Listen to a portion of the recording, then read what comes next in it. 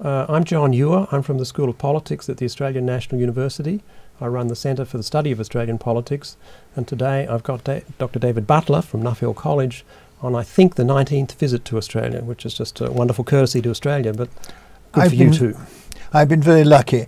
In 1967, I came for a 6-month stint to Canberra from Oxford, where I've been a fellow all my teacher all my life, and I had 6 months here, and I had the chance of no great obligations except to go around speaking at other Australian universities, but I could spend my time in Parliament House, sitting and watching debates, and I could go around interviewing politicians and journalists and trying to get the feel of how Australia worked.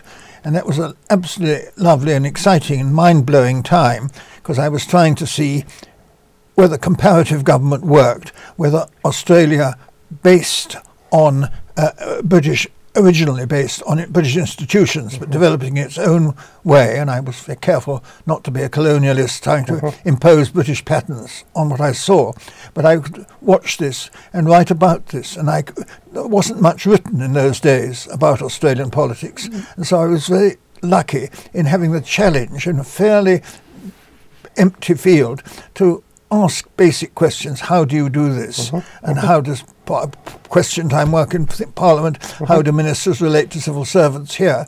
And out of that, I produced a lot of things which turned into a book, which I called the Canberra Model, and which led me and there were elections being my subject. I kept on coming back for each election from then onwards. The book is a wonderful book. It's 40 years old, and we'll have a chance to look at some of the content of it in a minute. Just another question about the Australian National University. Tell me how you got the ANU as your platform for Australian studies. How did that emerge? Well, I was just invited as a visiting scholar for 6 months on leave from my university from Oxford University, and there were various people I knew slightly. Creighton Burns, who was just moving from an academic to being a journalist, later editor of The Age. He'd worked with me on elections in Britain at one stage. That parallels some of your own study, looking at media and journalism and politics. Yes, and so there was ANU established, and were very interesting figures. My particular friend then was Finn Crisp, now long gone, but who was very much a pioneer, Rhodes Scholar, public servant, turned into professor of politics here. Wrote first really good, comprehensive textbook on Australian politics. And he was one of the people who encouraged me to come here. And it was absolutely wonderful. It was great fun. The whole place, Canberra, had just got going then. It had been, Lake Burley-Griffin had only just been filled in. And Bob Menzies had just resigned from the premiership. And so it was a time of transition. There were a lot of lively young people here at the time. It was a very good base indeed to learn about politics. Part of what I get from reading the book is that the time that you've spent in Canberra is a lot of time talking to public servants, a lot of time talking to academics, a lot of time talking to politicians. There was a rich variety of intellectual sources in Canberra that you were taking advantage of. Yes, I found it very easy to talk to people. Many people outside Canberra had a distaste for Canberra, a contempt for it, and had a contempt for the study of Australian politics. There was something, possibly a cultural cringe. It couldn't be as interesting, whereas it seemed to me extremely interesting. And it's a very different world now. I mean, that I could do what I would do because I could read the basic literature in no time flat. But now if I were to come out and try and do the same thing again, I would find it much more difficult, because there was much more to read, and also the two systems, the British and Australian system, have drifted apart, not as much as I thought I'd find that. I'm just coming back now for the first time in 12 years, having come back regularly for every election in the 70s, 80s and 90s. And I know I'm in a different world, and yet suddenly I keep on coming across people saying the same sort of things that they were saying 40 years ago. David, let me just ask the question about the public service and their advice and intelligence to you in the early days, because part of the impression I get from reading the book is that this is really very engaging encounter with Australia, where you're relying upon people who do part of the government invisibly behind screens, as it were, to help you understand the political process. Well, I was lucky. I had one or two nice introductions to people, some of them ex-Rhodes scholars, and Finn Crisp introduced me to people, and people in the department, Bob Parker, who ran the department, helped me to access. But I just rang people up and said, "Can I come and see you?" And That's wonderful. I saw a large number of people. And my Australian friends were surprised. I may have been just innocent or brash, but I didn't find access in any way a problem. Part of the charm of the book is the title, The Canberra Model. Can you explain that a little bit more? I suppose that's why I'm here, because Canberra is having its centenary. Yes. But it was the Westminster model of parliamentary government. The British, while they're insular and proud of themselves, think of the mother of parliaments, where the centre and everything else is a child of Westminster. Of course, I discovered very quickly it wasn't, and there are quite a number of Australian things which we have copied meekly in Britain from things, the secret ballot, women's suffrage and the like. Quite a number of things started long before England here, and again the comparative approach to government worked very well for me, as I am still deeply British and think of the norm, what we do in Britain as the norm. Yes. But it's very healthy to, if you really come with an open mind, to see another country running itself very well. Not strictly on your rules. Let me take an example, and it's bicameralism, because Australia has had the two houses of parliament working constructively, sometimes destructively, for over a century. Britain has, of course, two houses, but the way the two houses work in the two countries is quite different. It's quite different, but they are still, well, it's changed a lot. They're different, but they're different themselves over time. I first was here. It was assumed that the government would have a majority in the Senate as well as the lower house, and one didn't hear much of conflicts. Now, increasingly in Australia, there has been the government of Labour or coalition has not had a majority in the Senate, and therefore has to compromise. In Britain, it used to be a solid Conservative majority in the House of Commons, whichever party was there, and certain deals were made of it. The Lords wouldn't obstruct a certain number of things, but it was a Conservative House. Now there's no possibility of any party having a majority in the House of Lords, and things have to be compromised. But of course, in Australia, the situation changed in Britain by the enormous increase in the number of members of the House of Lords, and by giving life peerages and setting up rules which prevent there being a Conservative majority, abolishing a large proportion of the hereditaries as legislators.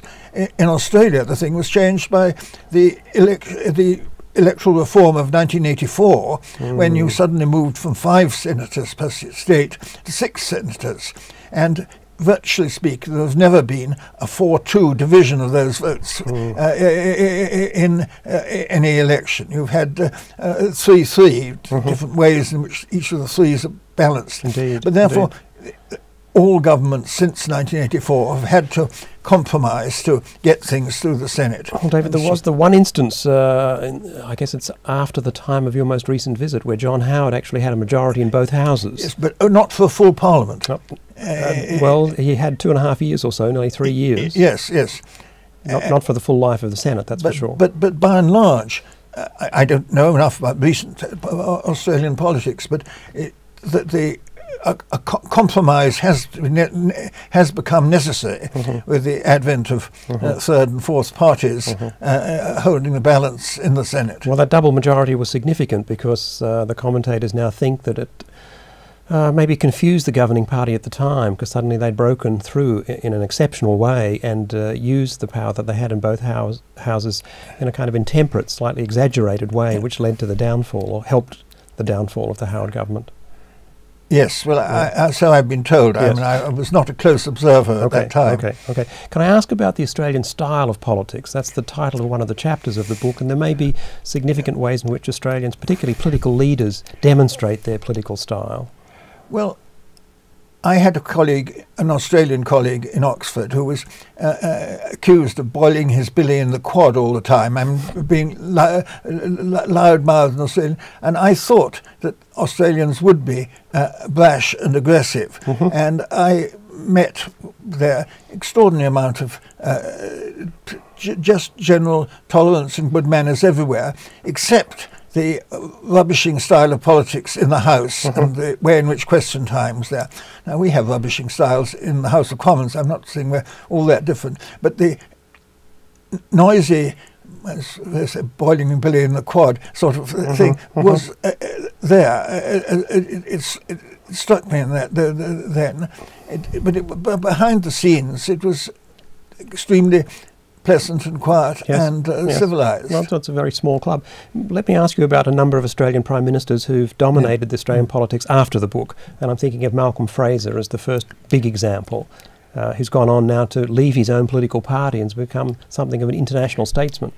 Well, I met Malcolm Fraser. I watched him sometimes. I met him 2 or 3 times, and he was somebody who was seen as rather clumsy and harsh at the beginning, and then mellowed to an extraordinary degree, and apparently changed his political position. Well, he's the one that my students now look up to, not look back to, but look up to, because the position he's taken on international politics is roughly the space that students like to habitate. Well, I came here in the days of Harold Holt, and he was succeeded by Gorton, and McMahon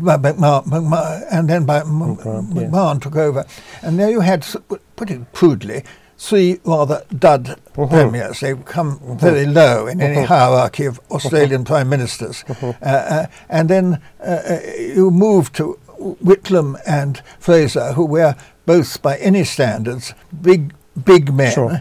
And then then you have Hawke. Indeed. And that extraordinarily talented Labour government of the mid-80s, a number of really heavy hitters. Oh, a cabinet of kings, yes. And since then, it seems to me Keating was a heavy hitter too.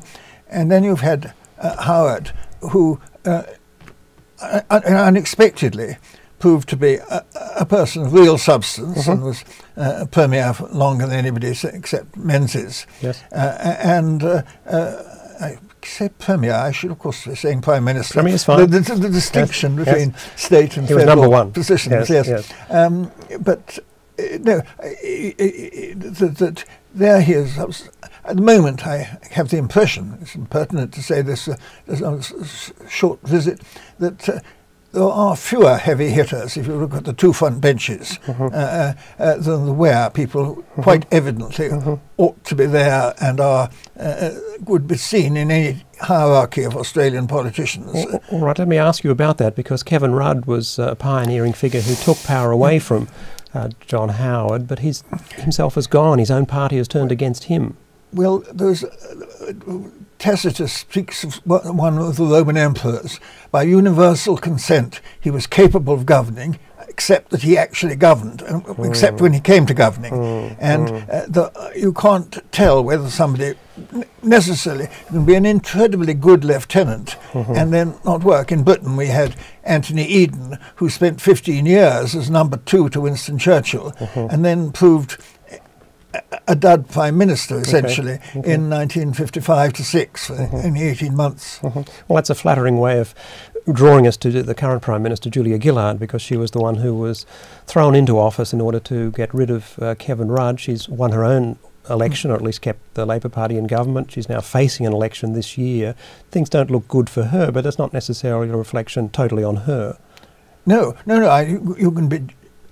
Luck is a great deal thing, and national prosperity, absence of things. There is this phrase that Harold Macmillan used in Britain: what's the worst problem about being Prime Minister? Events, dear boy, events. Things come and happen, and sometimes they're totally beyond your control, but you get the blame for them, just as you get the credit when there's a nice prosperity boom while you're in office. Well, 2 of the events that have struck Prime Minister Gillard, one is the minority government, that she's inherited a situation that wasn't of her own making. She's done remarkably well, has got all the government legislation through to an extent that surprises every commentator. The other element that she's inherited is the opposition, which is tenacious and vigorous beyond any recollection of former oppositions. Could you comment upon the prospect of prime ministers and minority governments, and then the opposition situation? Well, generalising about minority governments is difficult. Yes. We are learning in Britain at the moment. We haven't had significant experience of coalitions in Britain for many years. Now we, since the last 3 years, have had a coalition government and working not quite as anybody expected, but working in its own way. And we have the government's firmly in control, and everyone assumes it's going to last till the end of the full 5-year term of British parliaments. Here, I'm not clear. It's a very there were 2 substantial parties in the British coalition. Here you've got just 4 or 5 odd bods making the coalition, which is very different. One of the things that one is more conscious of in Australian politics is that you have the numbers have increased from 125 to 150 constituencies, yes. but it's a smallish parliament, and you do talk about elections and everything knowledgeably about individual constituencies, and there's much more, I think, of what you might call pork barreling, of actually giving help to individual constituencies, doing deals in order to keep particular individuals online. I think that is a problem of a small parliament indeed, because at the moment we've got the minority government, and the crossbench in the lower house, in the House of Representatives, really are rural dissidents who've broken away from the National Party, and they're in a position to extract quite a heavy price from the government. Yes. And also the trouble of a small parliament is you've got a more limited pool of talent. If your ministers have got to come from the parliament, yes. And 1 or 2 ones prove a disappointment, have you got substitutes of substance to take over? Both parties now tend to rely, the Senate provides about 1/3 of their front bench now, so there's substantial reaching beyond the House of Representatives into the Senate to actually get the front bench that both parties need. And it's easier, isn't it, to manoeuvre somebody into the Senate than it is to get them a constituency that they're happy to represent. Well, look at our current Foreign Minister, Bob Carr, the former Premier of New South Wales, unelected member of the Federal Parliament, holding a seat in the Senate, replacing somebody who left early. Good example of that process. Well, I mean, in Britain you can nominate somebody to the House of Lords, but there's very strong prejudice in Britain that major posts shall be held by people who are members of the House of Commons. David, you're being very diplomatic. You haven't commented really on the opposition or on Tony Abbott, the current leader of the opposition, a great Oxford graduate who's contributing a lot to Australian politics. Is there something distinctive about the opposition story? I have met him. I was writing a big lecture on Australian republicanism 20 years ago, and I had an hour or so with him in a coffee shop, and he's, we had pleasant, intelligent conversation. He was a good bird scholar who knew his way around. And he came to Oxford earlier this year, and I just encountered him very briefly, and he gave a very personal and reasonable and very virtuously non-political lecture to all the Oxford Australians there. He's taken us by surprise in the strength and vivacity of his use of the opposition, trying to call the government to account daily, interrupting question time daily in order to try and bring on a no-confidence motion. We haven't had that before in Australian politics, and it's very creatively disruptive. I'm very interested in that. Alas, I'm only here for a week, and I've no chance of seeing Parliament. I was very critical of question time as it worked when I was here in 40 years ago, because it seemed to me that people gave individual questions alternating around, and there was no concerted use of things. There were no supplementary questions ran there. There were a lot of Dorothy Dix questions, and it didn't seem to me a good way of holding a government to account. And at its best, they can be awful in the House of Commons, but at its best, the House of Commons is a very good way of holding people to account, not so much at Prime Minister's questions, which is a kind of argy-bargy shouting match, but departmental questions. Yes. There's a great deal of bipartisan questioning on particular policies. They're often made in partisan ways, but by and large, it is a good way, and ministers do worry a lot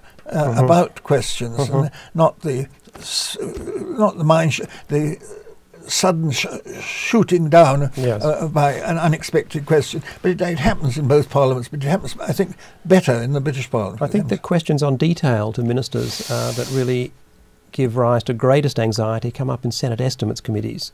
And so that detailed interrogation of the staff as well as the minister has been shifted away from question time to another process which is even more laborious. That has happened in Britain too. The development of very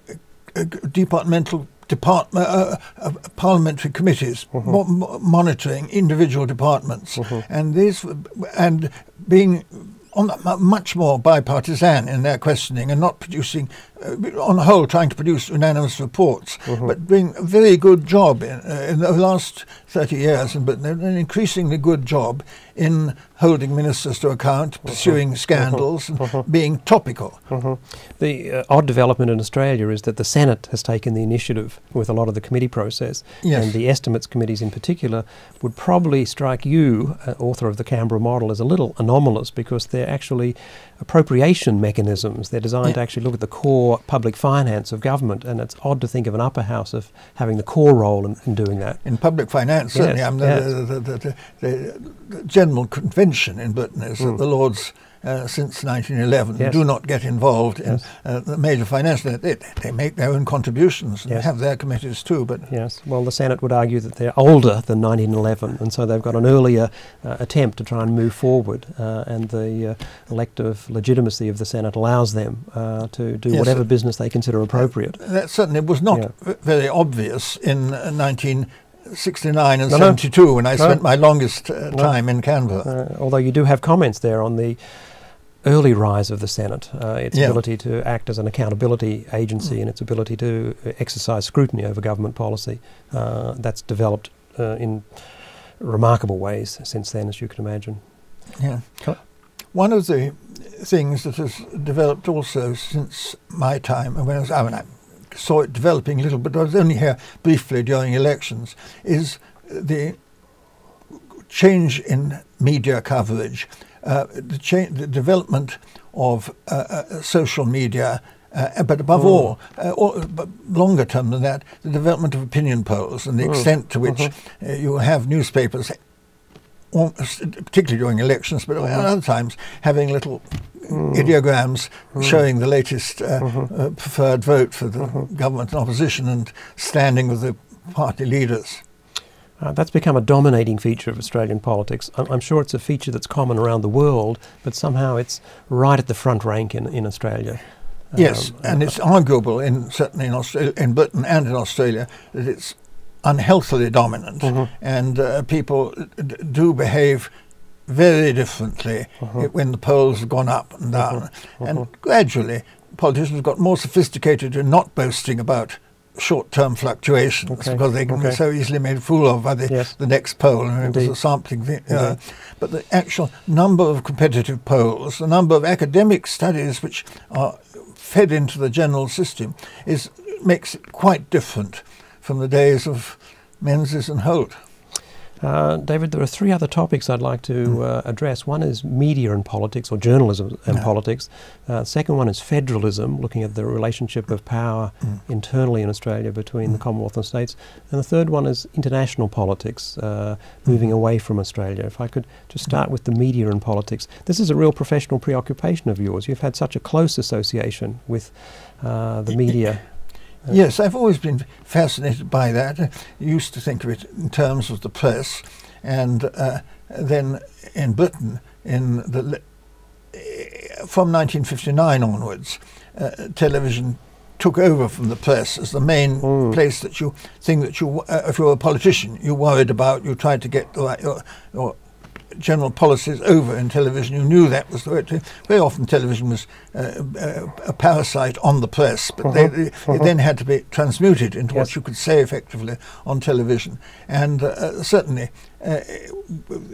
people, I was around long enough and involved in television, indeed long enough from the 50s onwards, to see the education of politicians as they gradually learnt that doing the right thing on television could be absolutely crucial. You have comments in the Canberra Model that Australian politicians didn't seem to appreciate the power particularly of television? They were negative, or yes, I think it hadn't happened then. I don't know. I wasn't sufficiently around in ordinary working time, not election time, in Australia for the last 30 years. So what I said then was about really living the Australian political life for 6 months in 67 and 6 months in 72, and I expected to feel more dated. I came here just this week for this one seminar on my book, which I had really almost forgotten about, and I suddenly found people not being as different as I expected. I came to explore how different life was now, and and it is very different both in Australia and in Britain, and the world, they've gone on divergent paths, but the similarities and the arguments, the lines of thought that I had then, and so far as I can reconstruct them 40 years on, seem less strange, less alien to what's going on now than I expected. I could have last 2 days long conversations with 2 or 3 old friends who I knew then, and finding that they are not shaking me much. So some things that have happened I'm quite astonished by. I mean, it's not that I've given up following Australian politics, and in England, I run an Australian politics lunch, which you're not allowed to talk about anything except Australian politics. And I'm usually the only POM there, and we've got about 15 or 20 Australian world scholars and the like sitting around the table and telling us, arguing about what is happening here now. David, in relation to the media, one of the issues in Australia is really the concentration, particularly of the print media. There's a small number of very big players, and one of the big policy disputes between the government and the opposition is what to do about this. And there's no easy answer to it, because the world is so complicated now with global players rather than just Australian players. Well, of course, that applies in Britain. We have, I mean, Murdoch is seen as a menace in certain ways in both polities, and is a very important force.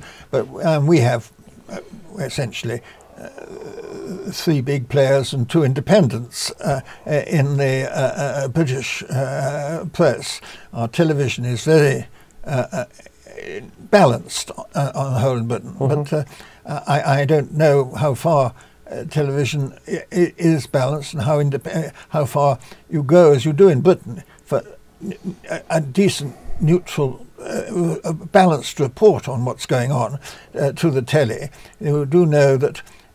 I'm not saying they're very bad and prejudiced, but there are very strong prejudices in the dominant things, and the Mail and the Mirror and the Sun, and we've had this scandal about journalistic practice and ethics, and a long inquiry, and there is a great argument still going on in Britain where we're going to legislate and think whether we're destroying the freedom of the press. I'm not very worried about it, but it's being turned by the press. The press is lobbying on its own behalf. I think a rather extreme and crude way in Britain at the moment. I don't know how far the press here don't have that lobbies for its own. The current government had the last week of Parliament falling over trying to introduce a public interest series of tests and a media advocate who would be the regulator of the media, in order to try and bring government regulation firmly into the centre of the media process, and that was howled down by the media and also howled down by the opposition.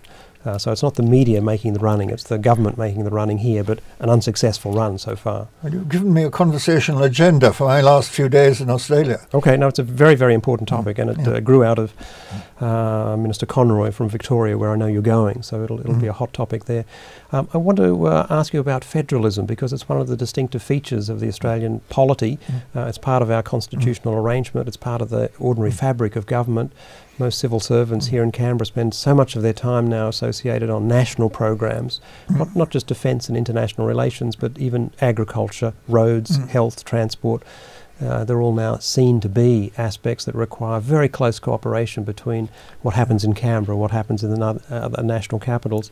Are there any observations that you've got about the way Australia manages federalism? When I was originally here, I knew that I wasn't going to really cope with federalism. It was too complicated, the federal grants, the allocation of monies and so on. But there was obviously a tension between the centre and the states, and I wanted to find out, what the balance of power was, and I had a picture of reasonable equilibrium, but on the whole, the centre getting stronger. And I certainly was impression of Gough Whitlam as a centralist. Absolutely. And I've asked, in the last few days, I've asked people questions on this and got rather diverse answers about what is happening. Of course, federalism is a different. I can look at it quite differently. When I came here in '67 and '72, Britain was one centralised independent state. In '73, we joined the European Union, which is not a federation in the Australian sense, but it has large federal elements in it, and a large number of powers have moved controversially from London to Brussels and the European Union. So there's that, but also we've got federalism downwards in that, not quasi-federal, much more independence for Scotland, Wales, Northern Ireland and Wales, and running our own things. We're having to learn the compromises that are necessary. But I think I haven't lived long enough in a fully federalised place to understand the subtleties. David, one of the big changes in Australian federalism was 9/11, because it really sent insecurity right to the front of national and state governments. And ever since 9/11 and the prospect of global terrorism, Australian governments have become much more consolidated. And it's not just the management of ports and airports and security, it's every aspect of public infrastructure is now seen as a large national public asset, any part of which could be interrupted by international turmoil. And that, to me, has dramatically transformed the daily interaction between... Are you saying that Australia is more centralised now than it was 10, let alone 40 years ago? No, I'm saying that the levels of government now spend so much of their time talking to one another, cutting a deal together. 2/3 of bureaucrats' time at the state level will be on national legislation or national standards for whatever the policy area that they're looking at, and will require constant trading, negotiation, cutting a deal with other levels of state government and the national government. It's not putting power back into the centre, it's recognising that power generally now has to work together. Well, people have to do that cooperatively in Britain too now, but not remotely like that. Security is, on the whole, still central government there. So the security issues, I don't think arises much in that context. Well, think of health as an issue, because there are all sorts of security dimensions to health, making sure that Darwin, Tasmania, Western Australia have first-class international facilities that can cope in the event that we have an international crisis not far from those areas. So it's not necessarily just the protection of a local community, it's whatever defence and international preparedness Australia might need, so that there are different forms of negotiation happening between the centre and the states. Yes, well, that's outside my observation. Well, it helps the states because it means now that they're part of a national program, and that it means that they're in a position now to cut a slightly better deal. And one of the extraordinary features of the last election that we had in 2010 was rich, lavish promises from the then and current leader of the opposition to Tasmania to transform their health facilities, to bring them up to a national standard on the basis that Australia needed to have adequate health protection and resilience spread evenly across all the public sector of all the states of the whole federation. And there was a wonderful possibility for particularly small and independent powers in Tasmania to broker off the two major political parties. Well, we have... I don't think security has been a major element in it, but there are differences in the running of the health service in Scotland and Wales and Britain, and the priorities they have. And Northern Ireland, Britain has 4 health services in some ways. I mean, some things are dictated centrally, but it's complicated. I think the public is confused about where it comes. But essentially, if you're sick in Scotland, you look to Edinburgh and you don't look to London. Okay. David, the last topic I want to talk about is international relations, and in particular where Australia fits in the world at large. It's drawn to our attention today with the arrival of asylum seekers into domestic port in Western Australia, just to kind of dramatically illustrate how vulnerable Australia is to small, vulnerable little vessels that travel around the world looking for a new home. Yes, well, asylum as a general subject is... it looms large in British politics as it does here, and but I think it's the third most important issue in Britain. And polls, according to polls, the numbers involved and the things that can be done about it are rather limited. But the public has got pretty well concerned about that. But there's, of course, general, whereas the international relations thing.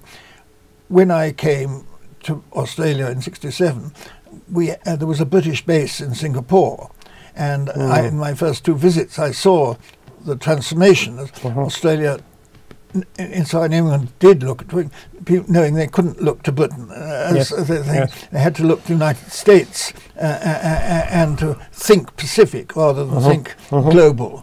And although links in the structure of the military and the like still remain, I think, quite strong between Britain and Australia. Australia has grown to in its independence. In Britain, we find it difficult quite to understand Australia's anxieties. I mean, Australia, sometimes people talk here as though it was a poor little country, or floating around among great big battleship powers, you know. And whereas us, it seemed, it was a nice, a continental-sized country with a good shield of water between it and anyone else. And the lucky country could be relaxed about things. Okay, and obviously, nice way of putting it. One meets friends here who are very sensitive about this and about where Australia stands. And we're a small country, you've got to have friends. Right. Well, you're twice as big a country as you were when I came here first. Yes. David, we'll end shortly, but one of the issues that's been dominating the Australian, the newspaper, the last couple of days are reports now coming out of American intelligence and security that are being dumped internationally onto the world. And part of what they reveal is very active intelligence going to the Americans from particularly rising young Labor people. Bob Carr is a good example. Bob Hawke is another example. It's part of the international story where emerging young Australian leaders have identified a place in the world that Australia should be better known. And that place, of course, is America.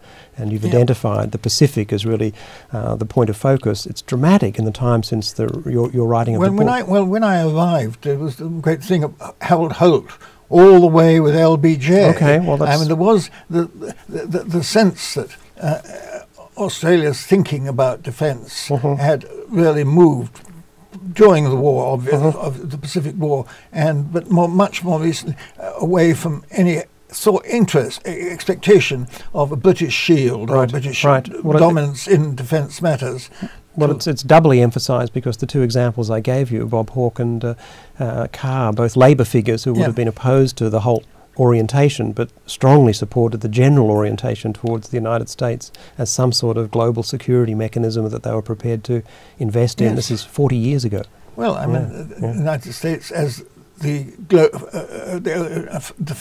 friendly global power with atom bombs. And it makes sense for Australians to make friends with, to realise that things. I mean, Britain is in the same sort of subservient position to the United States, and Tony Blair gets stick now on the 10th anniversary of the Iraq War for having been too subservient to the United States in relation to defence matters and war matters. David, the last question comes from Mark Twain. He was here in the 1890s. He had meetings all around Australia, was captivated by Australia. He coined a term, the cordial nation, to describe Australia. I think a kind of joke joke by Twain about Australia's relationship to whatever comes from bottles and liquor, but the cordial nation is still on the planet. When are we likely to see you back to enjoy part of the cordiality that Australia offers the world? Well, I'm an old man, and I hope to come back. I would love to excuse to come back and think I'm tied to England by a sick wife, and I am very happy in being British, living in my Oxford cloister over all my life. But I've been terribly lucky in having, because of my interest in elections, enabled me to travel a great deal in the United States and in India. But Australia certainly became my second love once I came here in '67. Well, David, we've got an election in September, so I can only hope that that might be some opportunity for you to come back and enjoy some more cordiality. I'd love the excuse. Yes, good. Thank you very much, David.